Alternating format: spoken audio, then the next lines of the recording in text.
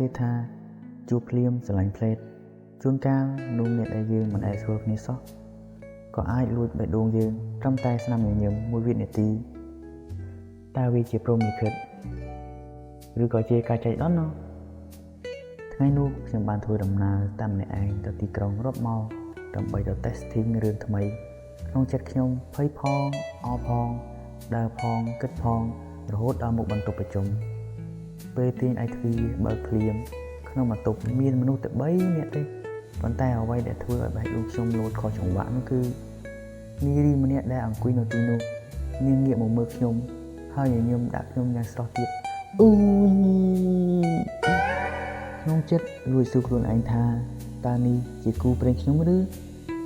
យើងបានត្រឹមអង្គុយអឹមអៀនដាក់គ្នាព្រោះទៅជួបគ្នាដំបូងមួយសន្ទុះក្រោយមកនាងក៏មកអង្គុយក្បែរខ្ញុំនាងរស់រាយខ្លាំងណាស់ចូលមកចិត្តធ្វើឲ្យខ្ញុំកាន់តែភ័យដល់ម៉ោង testing អ្នកដឹកនាំក៏ឲ្យខ្ញុំសម្ដែងជាមួយនាងជាតួប្តីប្រពន្ធនឹងគ្នាទៀតអើយតើនេះជាព្រហ្មលិខិតឬអោព្រះអើយខ្ញុំរំភើបចង់ផ្ទុះបេះដូងហើយនេះក្នុងសាច់រឿងនាងឆ្នះណាស់ជាការឆ្នះបែបគួរឲ្យស្រឡាញ់យើងហៅគ្នាអូនបងពេញមាត់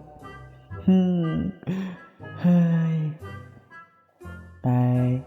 វាផ្អែមល្ហែមរហូតដល់ខ្ញុំភ្លេចខ្លួនថានេះគ្រាន់តែជាការសម្ដែងទេចប់កម្មវិធីភ្លាមយើងនិយាយគ្នាលេងយ៉ាងសប្បាយនាងនិងមិត្តភ័ក្តិរបស់នាងបបួលខ្ញុំទៅញ៉ាំអីជុំគ្នាទៀតតែមិនដឹងខ្យល់អីចូលពោះខ្ញុំបែរជាបដិសេធទៅវិញហើយសូម្បីតែ Facebook